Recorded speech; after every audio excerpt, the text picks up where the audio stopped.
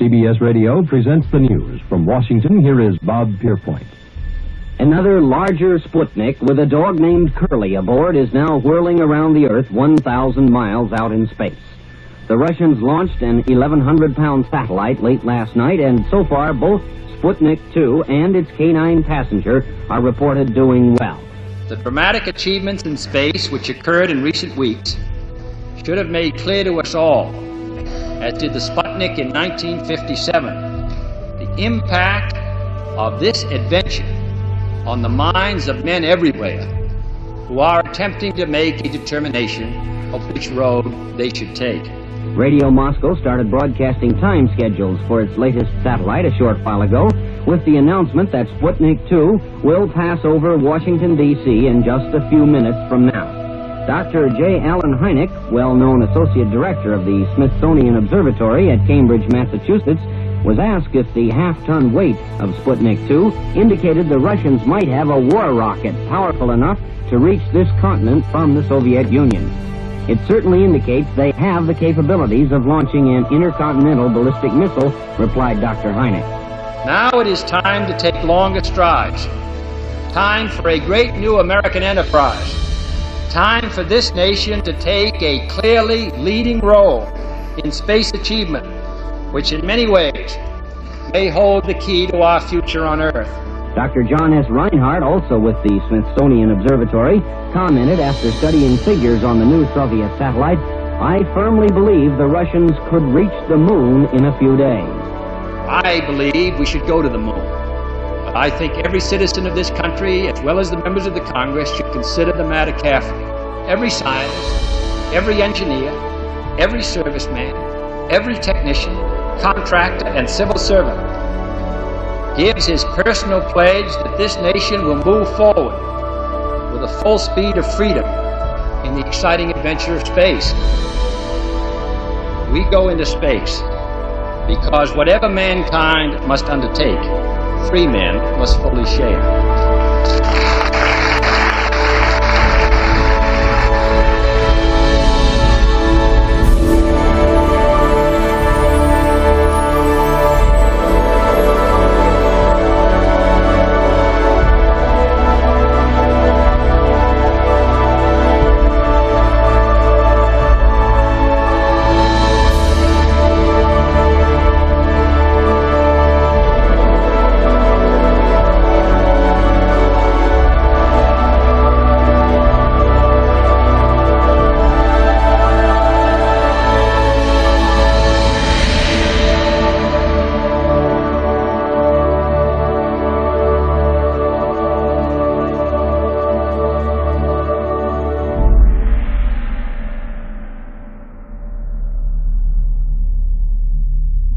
On January 25, 1994, the Deep Space Program science experiment known as Clementine was launched from Vandenberg Air Force Base. Clementine was able to deliver more than 1.8 million digital images between February 26 and April 22, 1994. These images were quickly accessible to the general public on the World Wide Web. In 1994, President Clinton cited the Clementine mission as one of the major national achievements in aeronautics in space. This is a segment from the 2009 version of Moon Rising.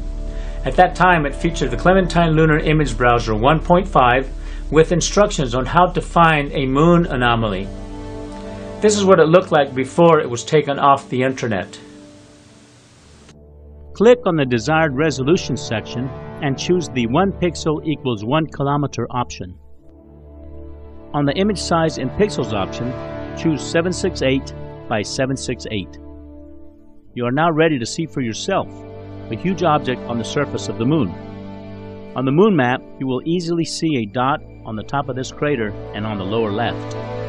Click on the black dot on top of the crater, and a close-up image of this section appears in the browser. What you see is a huge object resting at the top of what is known as the Zeeman crater. It appears to be a large machine or perhaps a large spaceship, but one thing is for certain. The contours of this huge object present qualities which lead to suggest an intelligent presence. You can clearly see that this image has been smudged over and blurred around most of the object, so we cannot see the details. This little gem was brought to the attention of moon researchers around the world by Joseph P. Skipper on May 28, 2004. I decided to hire an image forensics expert to take this official image and see what other pertinent information can be gathered from it.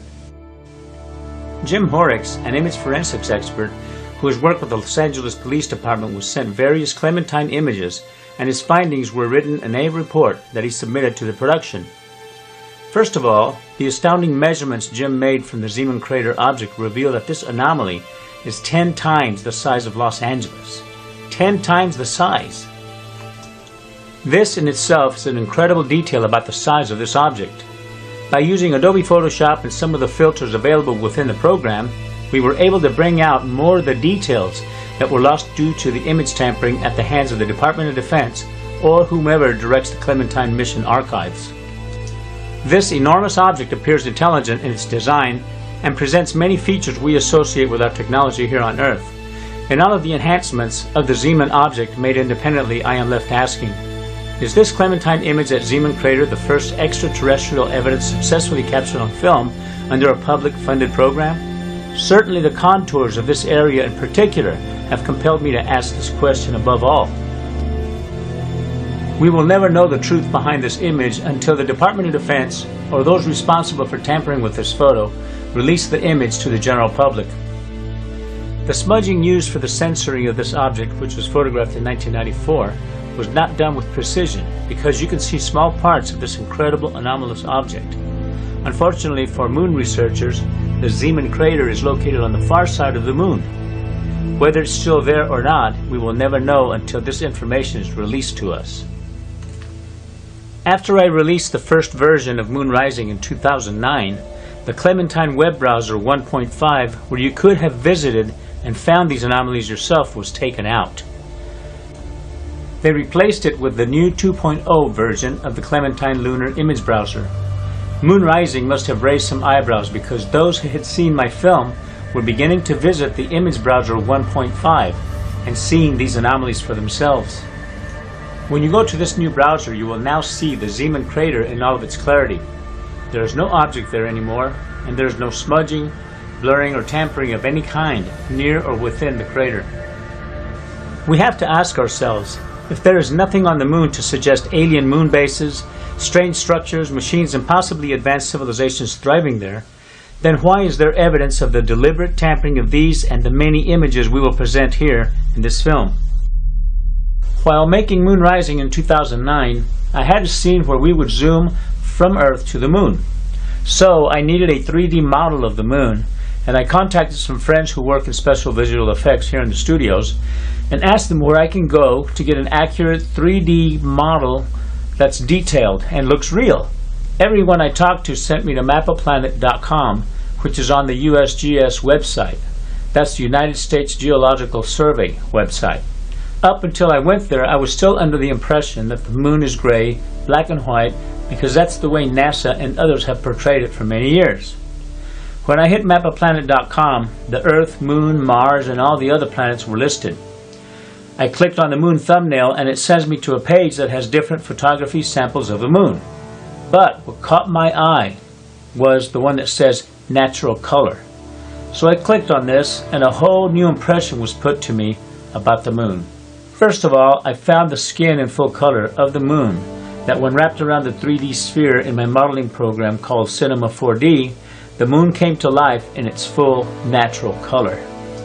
I was totally overwhelmed. I started zooming into the moon's many areas and found some of the most incredible full color photography of the moon that none of us have ever seen before. I was compelled to download all the photos I could and in high resolution to use in my films. This footage shows you some of the most spectacular full-color photography I downloaded from mapaplanet.com, the website, and we are lucky I downloaded close to 845 images in 2009, because after I released Moon Rising, when you now go to mapaplanet.com, the full-color photos of some of the most revealing and important areas have been tampered with, and the colors are distorted or overexposed. I urge you to go to mapaplanet.com and click on the natural color link of the moon and start exploring it in full color for yourself. There is more to our moon than meets the eye. In full color you have depth of field, and can see the anomalies right before your very eyes. I used to have to explain why the moon appears gray from Earth many times. Luckily, an amateur astronomer from Richmond, Texas, decided to take the initiative and find out if, in fact, the moon is full of color. I got real interested in color whenever I saw the Jose's film called Moon Rising.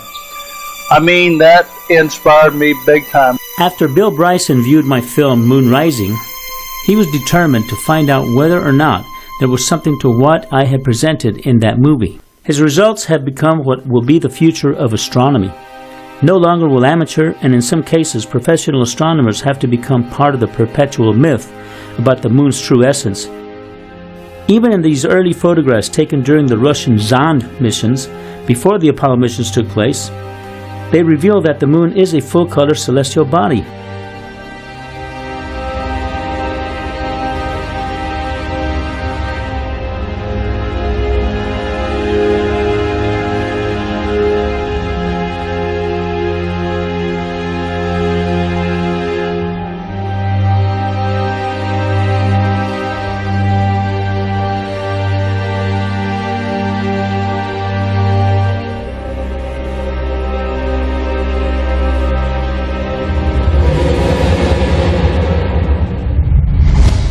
While going through hundreds of photographs of the moon that have anomalies in them, this one particular photo really stood out.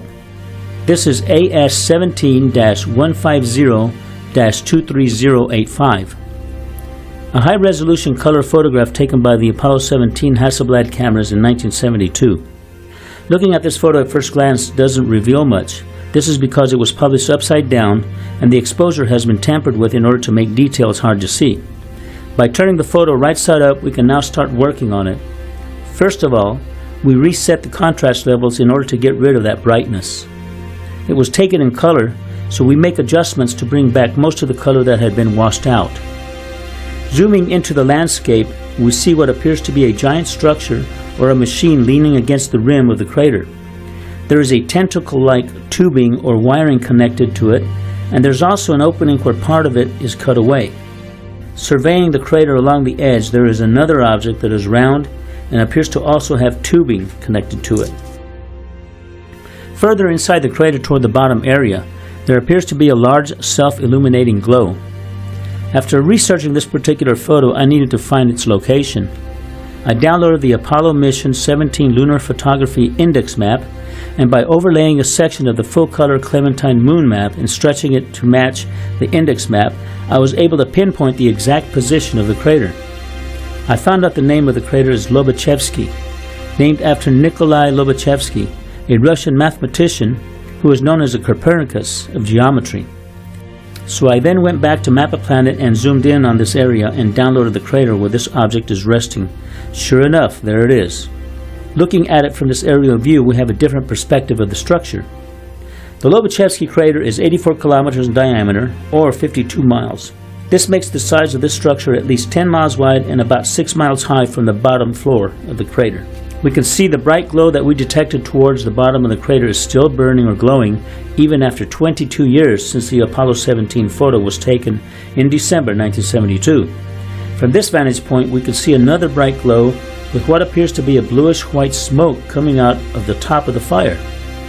We can also see that the round object seen here at the 9 o'clock position of the crater still appears to be a round structure of some kind leaning on the ridge of the crater.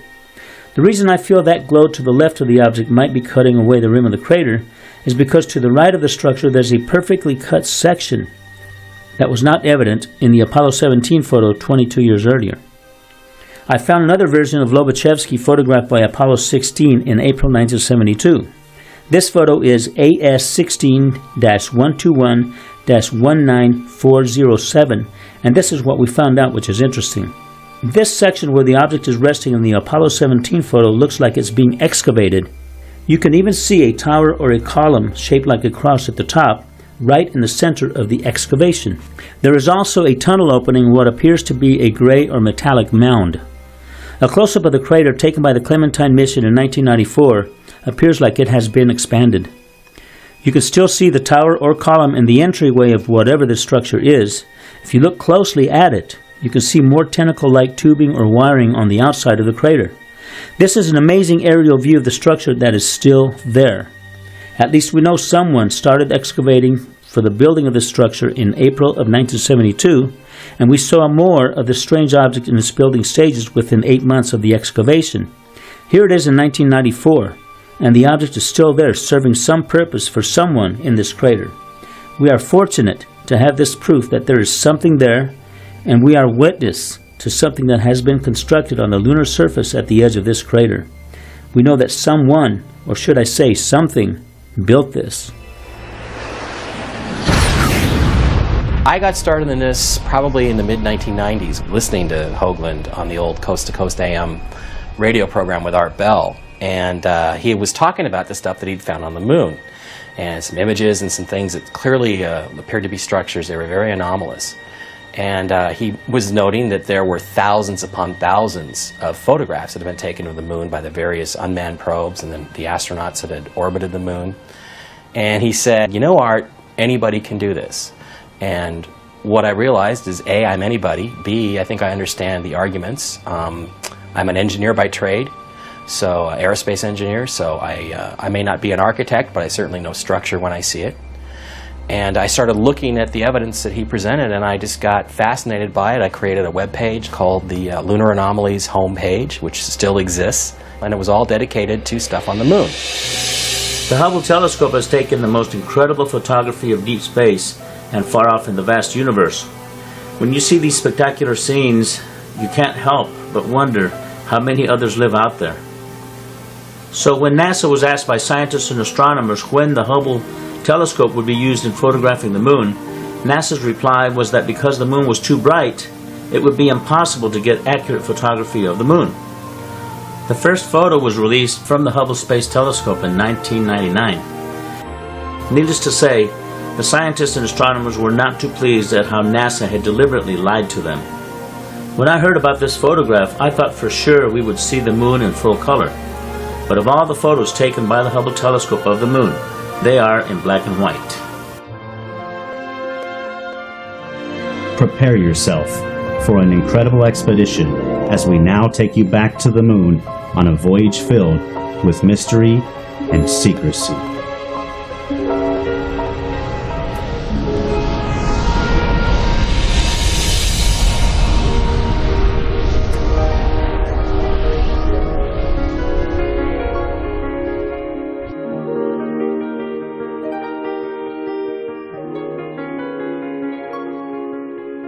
I'm not sure why NASA has not told us what's on the moon.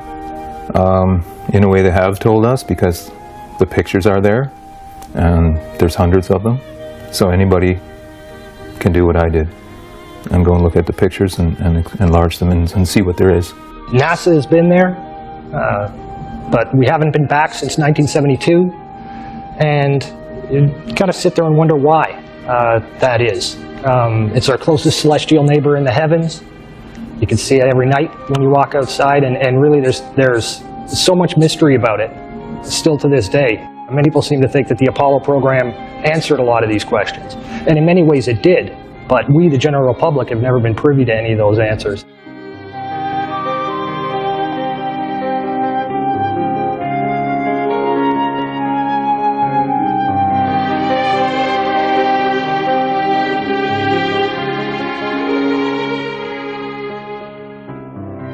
Is there already somebody there? And is there even a secret space program that we don't know about, that maybe even NASA doesn't know about, that's been to the moon and back and using very advanced technology? A cover story that's based entirely upon the premise that there is absolutely no life there, and that there's no life to be found, past, present, at all.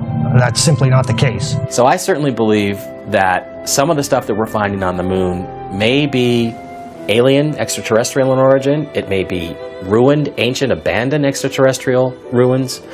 Some of it may be active, and some of it, in fact, may be our own stuff. I don't think there's any possibility that NASA is not aware of the civilizations on the moon and the structures. They're very obvious, easy to see. They are in contact with some of these extraterrestrial life forms. And they don't want you to know about it. There was the guy that hacked into the NASA database and found some listings of non-terrestrial officers. NASA may have made a deal with beings up there to not reveal their civilization, but then again, the pictures have the evidence. It's all in the pictures anyway. The whole purpose to the cover-up is to prevent we, the plebeian masses of this planet, from gaining the appreciation that there is indeed extraterrestrial life out there, intelligent extraterrestrial life. And this is life that the government is very well aware of. The governments around the world, it's certainly not a U.S. issue. They're very well aware of it.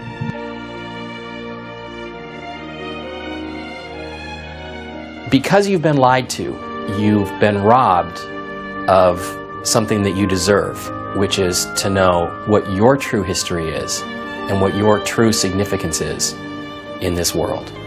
I really don't think people realize how deep the lie goes, how big it is, how unbelievable the cover-up is. This truly is the greatest story ever denied.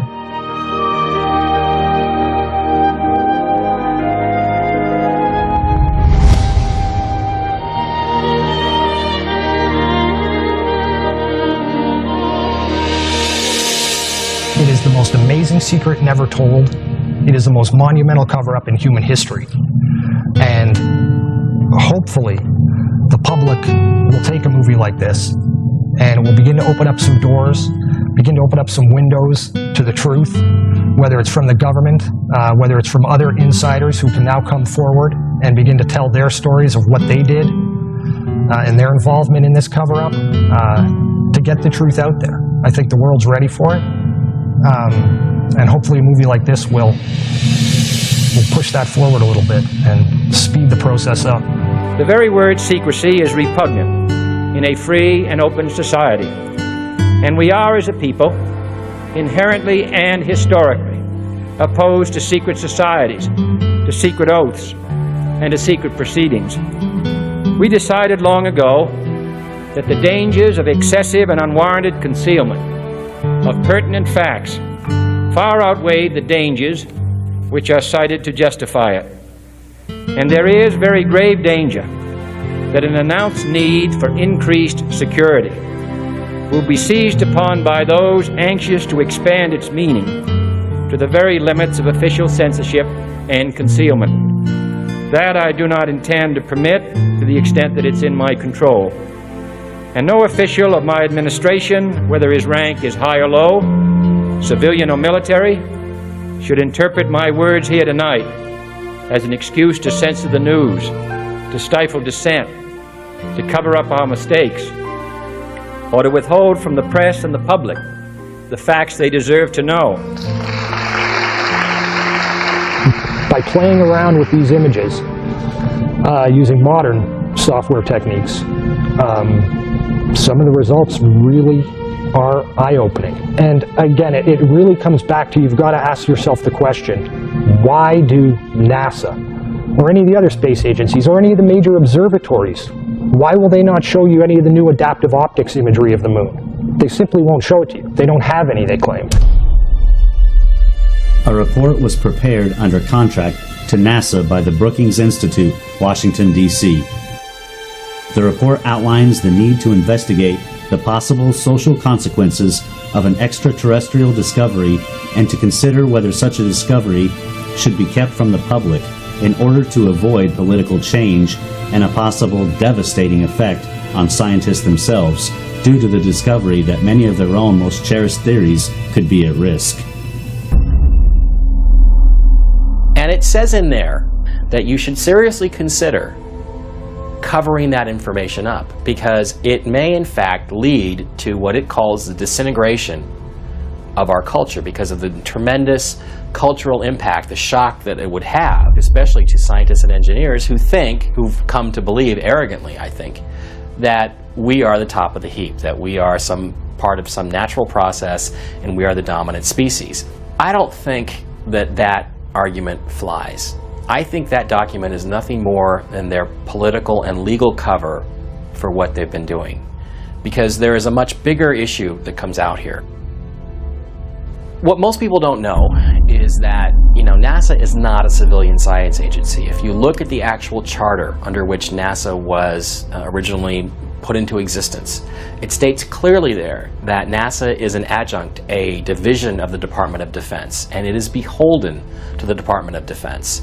When you couple the Brookings Institute report with a document called Executive Order 10501, 10501 was a document that was specifically related to safeguarding official information in the interests of national defense. And it's important to note that the term national defense actually includes not only considerations of a military perspective, but also geoeconomic and geopolitical as well. And when you compare or take those two documents, when you take 10501 and the Brookings Institute report, right there, that lays the framework for the greatest story ever denied. That gives them legal justification to cover this up.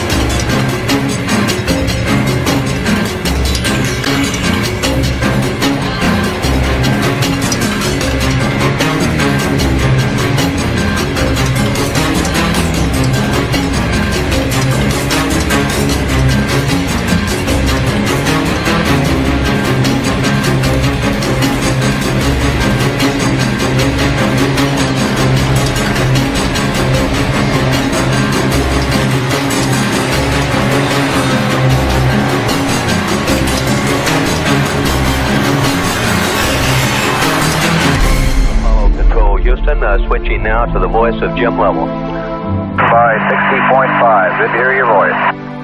Apollo 8, Houston, what does the old moon look like from 60 miles, over? Okay, Houston, the moon is essentially gray, no color, looks like plaster of Paris. It has been speculated the moon missions were hoaxed. Perhaps some of the Apollo missions were filmed in different locations and in studios in order to conceal the incredible discoveries found on the moon.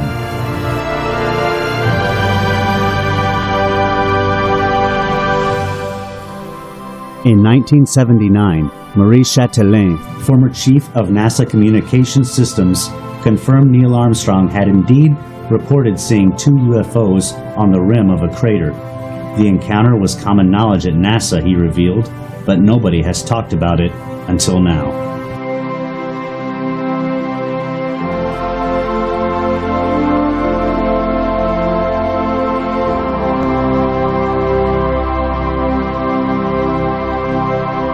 Even if you don't care what's up there, you damn sure care about the lies that are being put in place to hide what's up there. Whether you have the interest in the space program or the interest in what's going on over our planet's atmosphere or not, you are affected by the lies that are in place to maintain this greatest of all cover-ups. And we're talking about just a massive effort by the military-industrial complex. A couple of nuclear weapons sent into space were destroyed by the extraterrestrials. Our government sent a nuclear weapon for explosion on the moon's surface. It was tended to, as I understand it, to assess some scientific data and reaction and so forth. When I was a corporate manager of Fairchild Industries in 1974 through 77, I met the late Dr. Wernher von Braun in early 74. At that time, von Braun was dying of cancer, but he assured me that he would live a few more years in order to tell me about the game that was being played, that game being the effort to weaponize space. The idea of any explosion in space by any Earth government was not acceptable to the extraterrestrials, and that has been demonstrated over and over. The strategy that Wernher von Braun taught me was that first the Russians are going to be considered to be the enemy. In fact, when I met him in 74, they were the enemy. They wanted a weapon system they could put in space that would stop a ballistic missile. That was the concept. Then terrorists would be identified, and that was soon to follow. We heard a lot about terrorism. Now, if that ballistic missile happened to be coming from another direction other than earthbound, could it do the same thing? Then we were going to identify third world country crazies. We now call them nations of concern. I have but a short time to try to convince people that we are moving in an avenue where we are going to militarize space. The next enemy was asteroids. And the funniest one of all was against what he called aliens, extraterrestrials. That would be the final card.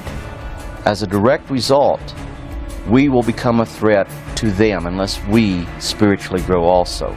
And over and over and over, during the 4 years that I knew him, he would bring up that last card. And remember, Carol, the last card is the alien card. We're going to have to build space-based weapons against aliens. And all of it, he said, is a lie. We put nuclear weapons out in space as a line of defense. And we was ready to blow them up if they started in. Today, most people have come to the very clear realization, I think, that things aren't quite as you've been told. And the question then just becomes is, how big is the lie? And the truth is, it's bigger than most people can imagine. One of the great things about the NASA archive system is that at the back of many of their documents, they have both distribution and reference lists. And the distribution lists are very important. They say who that document is being forwarded to and which department and for what company. And when you begin to cull through these documents, certainly ones that deal with specific subject matter, like image enhancement, for example, you begin to see a lot of names that obviously begin to repeat. And you can very quickly determine what individuals knew what and had to have been privy to certain information just by the very nature of their job. The individual that I managed to identify and who agreed to meet with me and talk with me was a man who worked for a company called Bellcom during the 1960s and into the early 1970s. Bellcom, although many people haven't heard of it, is in many ways a company that is more responsible for landing man on the moon than NASA really was. Bellcom's a division of AT&T and Western Electric. Bellcom was around for only a decade. They were there for the specific purpose of landing man on the moon and ensuring that NASA got the job done. Meeting him was actually the most incredible 3 hours of my life, the interview that we had. A man who I knew was in the know, a man who I'd tracked down. He wasn't in any way looking to throw this stuff out in the public eye. It was just really a matter of him recognizing that I wasn't on a total blind fishing expedition, and I'd actually figured some things out. That opened him up in a big way. He'd made the comment several times during the interview that he'd never talked about this with anyone before. It was not the kind of subject matter that you talk with anyone about. The people that were in a position to be in the know, to have at least some high level of understanding of what was really going on, these individuals are also very well aware of what their government is actually capable of. A guard told me that he was asked to burn some photographs and not to look at them. And there was another guard guarding him who was in green fatigues watching him burn the photographs. And he said he was too tempted. He looked at one and it was a picture of a UFO, and he was very descriptive. I can go into that later with anyone. He immediately was hit in the head, and he had a big gash in his forehead. He was knocked out, and he's terrified, so he would have to be protected. Another incident, I knew someone in quarantine with the Apollo astronauts. He told me that the Apollo astronauts saw craft on the moon when we landed, and that is what he told me. And he also was afraid. He said that the astronauts are told to keep this quiet. They're not allowed to talk about it. So I do want to let you know that I worked out there for a number of years, and I ran into this. So it's not something everyone knows that works out there for a long time. My boss didn't know about it. Some people that sat right next to me didn't know about it. It's very strange because I don't know how they can do it, but they can let some people know about it and then others not. I'm willing to testify before Congress that what I'm saying is true, and thank you very much. They know the power of these people. A lot of people ask questions like, well, how come none of these people who knew about it have ever come forward? These individuals have signed their lives away in security classification documents. And when I say sign their lives away, I mean that quite literally. I mean, these are things that if they talk about, it's off to Guantanamo Bay. This is the greatest secret in not only the United States military and the United States government, but around the world. So really, for a lot of these individuals, and there are many other investigators out there who will tell you this, that one of the only ways these individuals have to ever put the truth out is to do it through a proxy. They find another individual, or another individual finds them, and they talk a little bit about what they know. They're usually very, very careful when they talk about it because they don't want trails leading right back to them. With this gentleman, I think a great deal of his openness had to do with the fact that he knew he was dying, and he knew that he was just fed up with the government's behavior. So he was more than willing, knowing that I had understood at least a little bit of what was going on, he was much more willing to open up to me. On November 20th, 1969, the Apollo 12 astronauts did an experiment with some strange results. They crashed the lunar module ascent stage into the surface of the moon. Shockwaves reverberated throughout the moon for over an hour. Some have likened this to ringing like a bell. These results were repeated during the Apollo 13 mission. However, this time the shockwaves lasted for over 3 hours. Hollow moon researchers say that this is proof that the interior of the moon was hollowed out by artificial means. MIT's Dr. Sean C. Solomon wrote, "The lunar orbiter experiments vastly improved our knowledge of the moon's gravitational field, indicating the frightening possibility that the moon might be hollow." On March 7, 1971, instruments placed on the moon by the Apollo astronauts recorded a cloud of water vapor passing over the surface. The event lasted for over 14 hours and covered an area of at least 100 square miles. The Earth is thought to be around 4.6 billion years old, while rocks from the moon were found to be around 5.3 billion years old. And the dust the rocks were found in is thought to be about 1 billion years older than that. This information conflicts with the theory that the moon was produced by a collision the Earth had with another body earlier in its history. One of the things you've got to keep in mind as well when you're looking at NASA imagery is that although the sky may appear black in those frames, in many instances, when you enhance that image, you discover that there's actually an incredible amount of image detail that's just buried in the darkness of that image. But when you amplify that scene and you begin to see what's hidden there in the sky, you can begin to make out shapes. There's a few images that show structuring. And this is all done in an effort to both hide the truth, but as well to leave a bit of the truth there for you. And again, a lot of people don't want to believe they do that, but they do. That's all part of the dripping faucet technique, where they give you tiny little bits of the truth, and you can begin to fill it in, put it together for yourself. One of the frames that really demonstrates the way they use this dripping faucet technique is a frame known as 20680 from the Apollo 17 mission. For 30 years, this frame was officially listed in their catalogs in the Apollo 17 Photographic Index as being a blank, no image data frame, a frame that has got nothing on it. While this image is most definitely sunstruck and overexposed, blank it most certainly is not.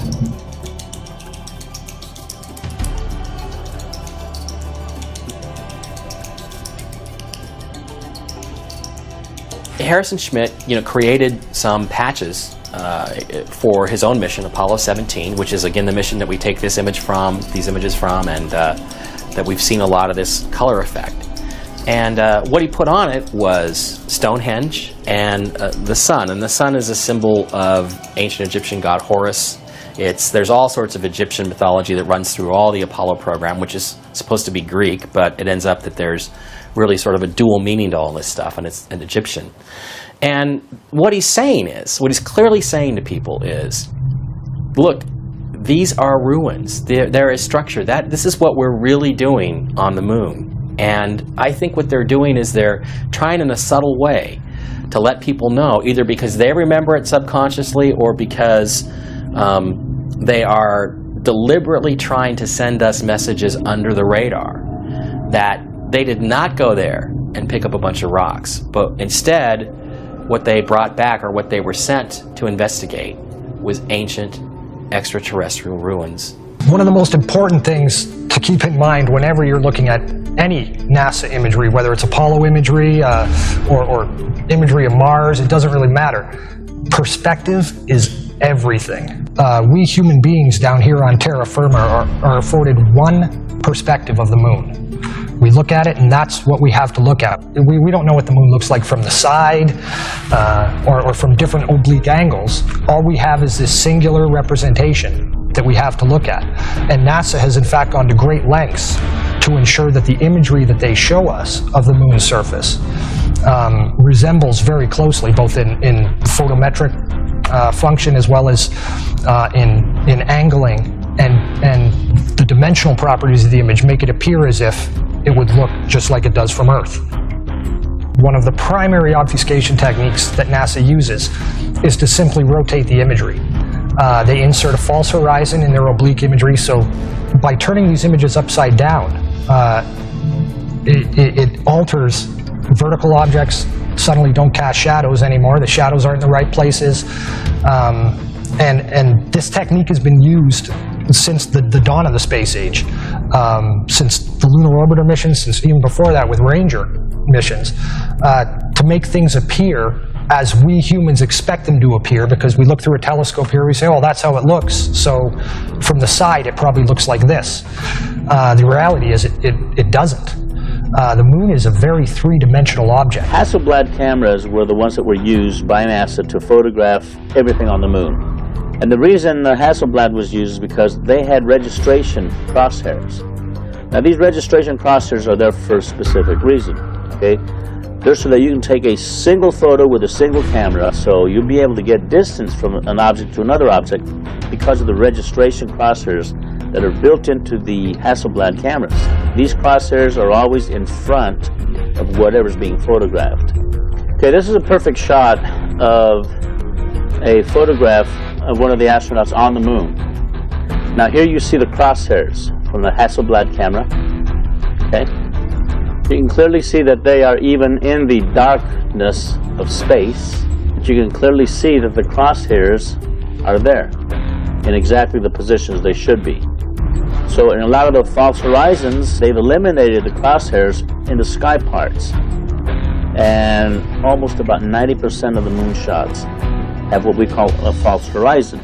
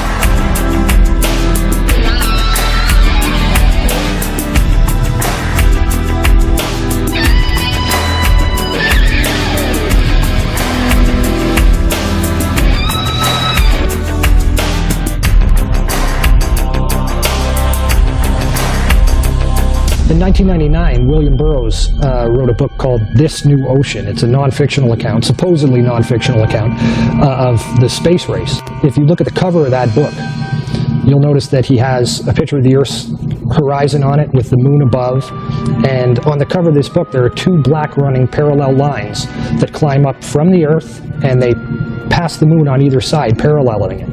It's interesting when you go and look at the ISS and space shuttle imagery of the moon from low Earth orbit. When you begin to enhance those images and begin to attack the black area of the sky that appears to be solid black, and there are different filtering techniques you can use to draw that out, you begin to realize that those lines that are on the cover of his book actually are appearing in these photographs. And they don't appear once or twice. You don't see this effect once or twice. You see this in many, many, many dozens of photographs. They're just of the moon. They appear when you enhance the image. And obviously, Burroughs knows something that the public's not privy to. He's really just a classic outsider-insider, very much like Andrew Chaikin is. He's a guy who knows what the truth is, but has agreed to perpetuate the lie rather than to reveal what the truth is, for a whole variety of reasons. Burroughs does a fantastic job of presenting to us exactly the propaganda and the storyline that the powers that be have been selling us as being the truth for decades, and it gives the reader the official historical cover story in brilliant details. He's someone who is most definitely in the know. There are also frames in which some of these lines appear to be behind the moon, where you see the line rising up and being cut off as it hits the lower limb of the moon before re-emerging again on the exact opposite side of that interception point, where it continues on its very straight linear path. And in these cases, you can see that the lines do not transit in front of or across the lunar disk, but rather it's the opposite. The moon appears to be transiting and covering these lines. So what's going on here? Why do all these NASA ISS frames of the moon taken from LEO show these parallel lines, and why does this book cover mimic this same visual? What are we seeing, and what is being represented? One hypothesis I've heard has to do with what are called space elevators, which, as the name implies, are elevator transport systems that can be used to lift things, satellites, cargo, spacecraft, people, from the surface of the Earth, lift those up into space. Now, I realize that to many people this idea of building elevators with lengths of the tens of thousands of kilometers that could extend from the Earth's surface up to geostationary orbit or to the moon probably sounds ludicrous, something that, if it is possible at all, must be centuries and centuries beyond what we're capable of doing today. But it really does not seem to be as beyond state-of-the-art as one might think. These are the kind of projects being worked on today and funded today. Back in 1999, NASA sponsored what was called the Space Elevator Workshop, and its purpose was to explore the feasibility of the development of space elevators in the 21st century. And it discusses plans for construction that would take place during the later half of this century. And that's all the unclassified stuff. That is what they're willing to tell us about their capabilities.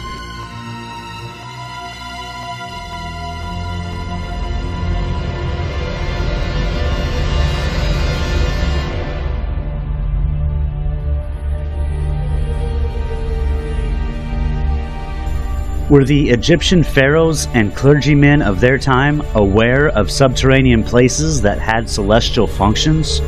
Judging by hieroglyphics that were discovered in tombs of pharaohs, such as Ramses, one can see a collaboration between what the Egyptians described in their time as a stairway to heaven and what we are seeing now with these space elevators emanating from Earth. The Vector, NASA's official logo. If you've ever looked at NASA's official logo, both their official insignia and their official seal, you'll see that the most prominent object in the seal is a red swooshing object. They call that the chevron or the vector. If you ask NASA's Public Affairs Office, this symbology is featured so heavily in their insignia and seal, they'll give you what really amounts to the standard facile cover story for the unilluminated. They'll tell you that is a representation of a hypersonic wing design from the 1950s, which was the time the logo was created. Not exactly the case. Someone might want to ask the Russian Federal Space Agency, Roscosmos, that was formed in 1992, why they chose that same logo. And while you're at it, you can go ask the Chinese, who formed their space agency in 1996, why in the world they're using a hypersonic wing design from the 1950s as their official logo. Then you can ask the Japanese, the South Koreans, Taiwanese, Malaysia, Mexico, Iran, all of these countries, even Bulgaria. They all utilize the vector symbology in their space agency logos for their national space agencies. It gets even deeper. You can go look at the individual manned program patches for NASA. The Mercury program, for example, a blatant use of covert symbology. In every logo dealing with the Mercury program, you'll see what looks like a number 7 in their logo. And again, NASA's official story is that they put this number 7 there so that they could pay homage to the original 7 Mercury astronauts. kind of forgetting the fact that only 6 Mercury astronauts actually flew into space, because number 7 never did. Deke Slayton had a heart problem, so he didn't get to go up. So there were only 6 Mercury astronauts. Yet there's a 7 in every single logo. That's in the official mission or official program insignia for Mercury, as well as the 6 individual mission patches carry this logo. And it carries on to the Space Shuttle program. If you look at the Apollo logo has a big letter A in it. At least that's what they want you to believe, but it's not. Again, that's just a simple way of explaining away the inclusion of this vector symbology in the logo.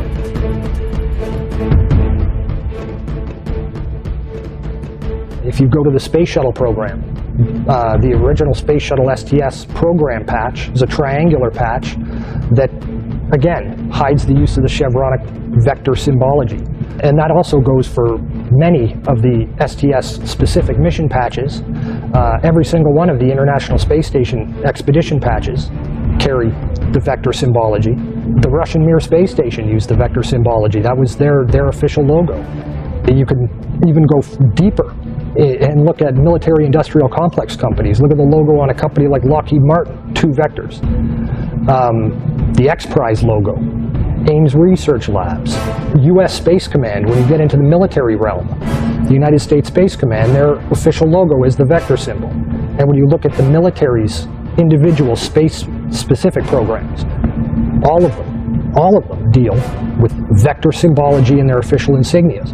And the question really becomes, who or what are these people paying homage to? And the truth, quite frankly, is out of this world.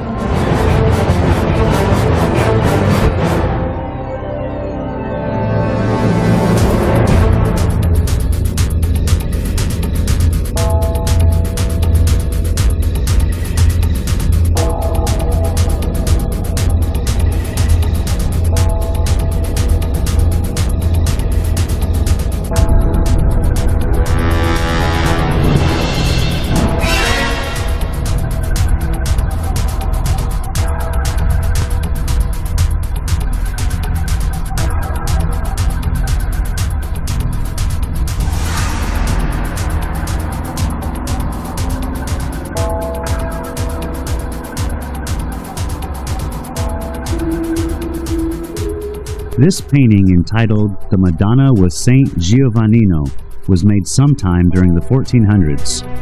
The artist's name is not known, but at first glance you can notice a UFO shape in the sky to the right side of the Madonna. If you were to see the original full-size painting, you would see the object clearly. Looking at the enlargement, you can see a man and his dog standing and looking up at the object. However, this painting has something else being depicted. On the left side of the painting, you see the sun and some vector-like objects seemingly flying from or toward the sun. Perhaps this artist was trying to tell us something. In another painting of the Madonna made by a completely different artist, the unusual patterns of the sun and the vector-like symbols have also been added prominently on the Madonna's cloak. You can see the same symbology on this painting as on the one before. This time, however, there is no UFO object to be seen anywhere in the sky. This footage was taken over Mexico City in 2002. There were many other videos and photographs taken of this same type of object, clearly resembling the shapes as seen on the visor of the astronaut, on the moon, and depicted in the 14th century paintings of the Madonna and Child. There is probably a larger story behind the vectors, but it is very unusual this symbology has been adapted by all the United States and foreign space agencies, especially enemies like Iran and others who are also making missions to the moon. Switching now to the voice of Jim Lovell. By 60.5, good to hear your voice. Apollo 8, Houston, what does the old moon look like from 60 miles, over? Okay, Houston, the moon is essentially gray, no color.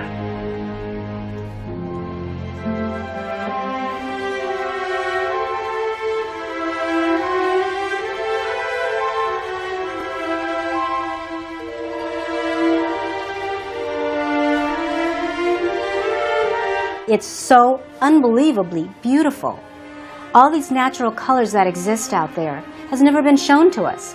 I've seen on TV, the moon is gray and black, and it has no color.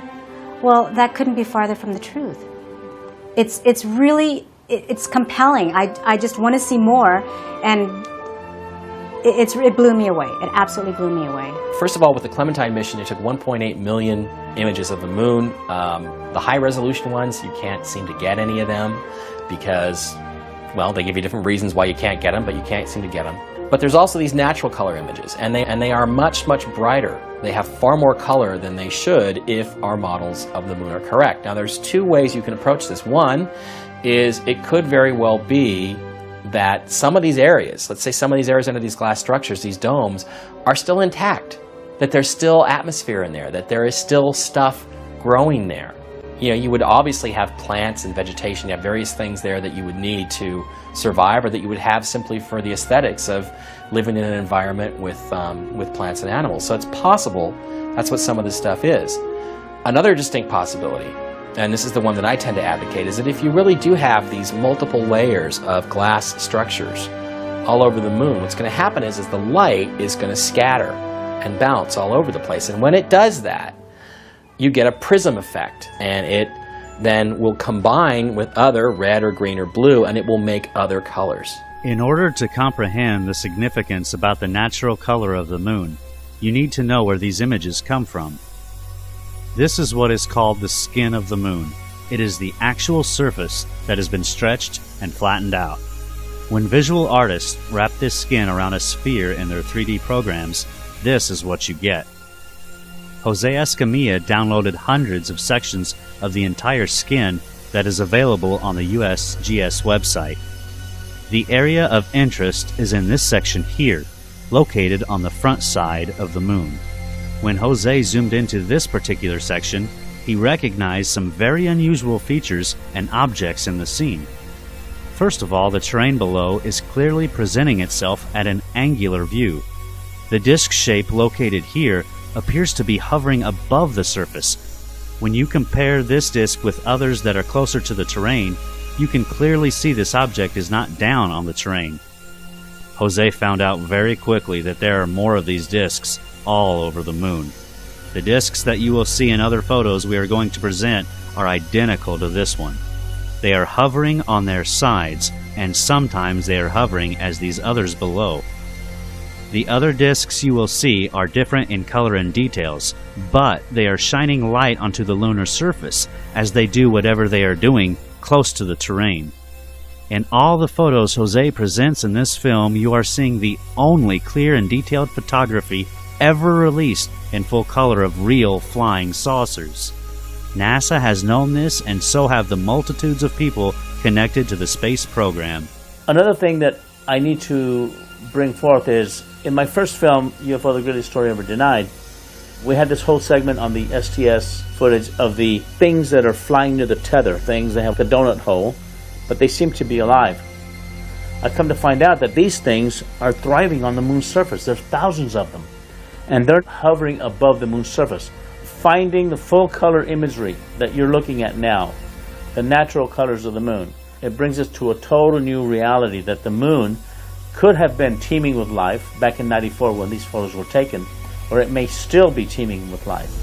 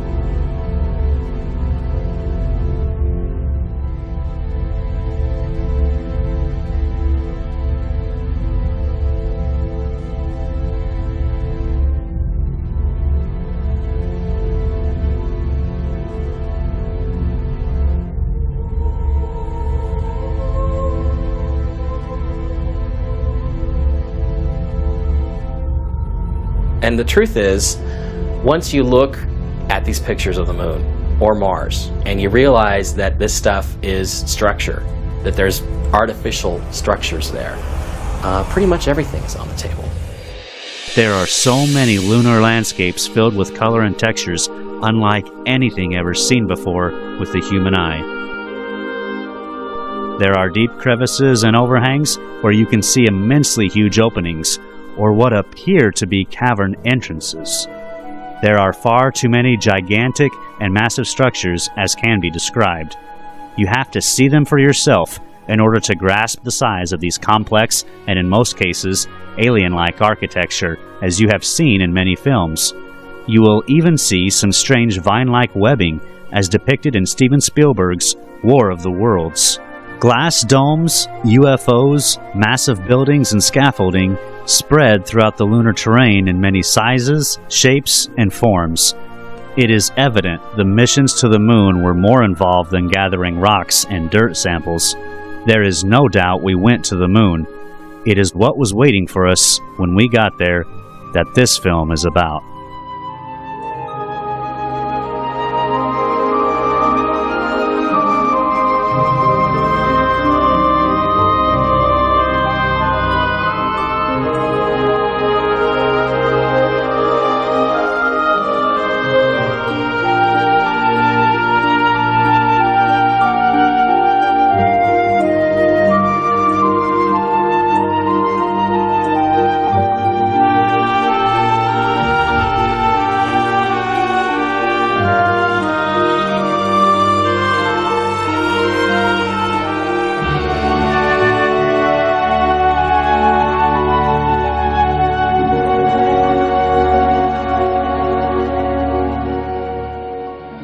Finding the full color imagery that you're looking at now, the natural colors of the moon, it brings us to a total new reality that the moon could have been teeming with life back in '94 when these photos were taken, or it may still be teeming with life. I think they are still there. They were there in the 70s when the last Apollo mission was there. I found lights on. It seems that, at least in some areas of the moon, that the lights might still be on.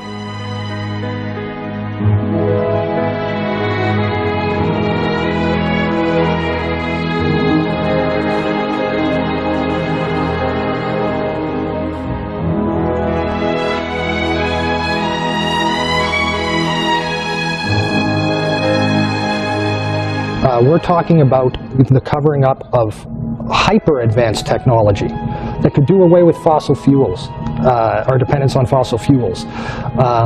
We're talking about technology that allows for much quicker transport through space than we've ever been told. What I think has happened is that all these other countries somehow have found out that we went there, that we brought back this technology, that we're exploiting this technology. And they want a piece of the action. So that's why, it's the only reason why they would spend the kind of money that they're spending. India, China, all these, Japan, all these countries to go back to the moon. To what? To collect rocks? No, they're going back there because there's something incredibly valuable there that they know that we have, the United States brought back, that they want a piece of. And it's a tremendous risk. You know, there's not just simply the risk to the astronauts' lives. There's, if you believe some of the stories, there's even a risk to, you know, other people that might already be there. In the end result, I have found that the moon is in full color. It's not a black and white object. It's not made of, you know, impact craters and this kind of thing. There's a lot more to it. NASA has deliberately tampered a lot of the photography. They've eliminated the crosshairs to eliminate what was in the background in the sky or in the landscapes. And there are some very significant things that have occurred. All we say, we don't know the answers. You know, in this whole realm, none of us, none of these individual researchers, not necessarily Jose, not Richard and I, we don't have all the answers. We all have a piece of the puzzle. We all see different parts of it. And there's certain aspects of this that we're all good at. All I'm presenting to you, and it's backed up with facts. All my films present you with evidence that is fully acknowledged. You can backtrace it, you can do, as they say, back engineer everything I present. It's all there for you to see. What we do know is that there's more information out there. Again, there's 1.8 million Clementine images sitting on the web. No one person can access even a handful of those and look at them and study them and find stuff on them. So what we need is for people that see these films and see documentaries like this is to understand that this stuff does exist. They can't hide it all. When I was talking with the gentleman from Belcom and we were discussing the lie, everything he was telling me was different from what we were being told was the truth. And at one point I asked him, I said, man, you guys, you lied about a lot, didn't you? And instantly he said, no, we didn't lie about certain things. We lied about everything. None of it was true.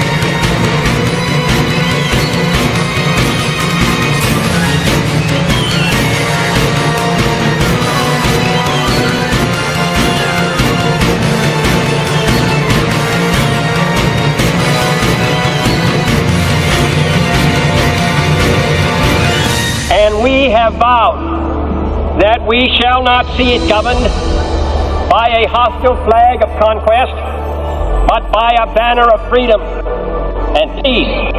We have vowed that we shall not see space filled with weapons of mass destruction, but with instruments of knowledge and understanding. Yet the vows of this nation can only be fulfilled if we in this nation are first, and therefore we intend to be first.